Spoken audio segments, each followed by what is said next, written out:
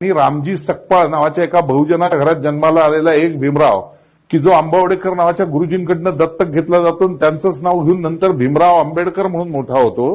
त्यांनी प्रचंड अभ्यास केल्यामुळे वेदांमध्ये जसं म्हणलेलं आहे स ब्रह्म जानयती ती ब्राह्मण हा, म्हणजे अभ्यास करून सगळं तो मोठं झालेला आहे. तसं त्या अर्थाने भीमराव आंबेडकर ब्राह्मण ठरतात वेदांमध्ये.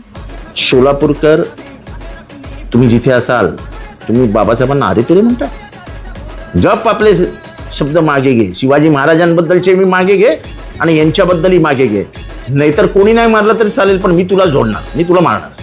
बाबासाहेबांचा आणि शिवाजी महाराजांचा अपमान आम्ही नाही समजत.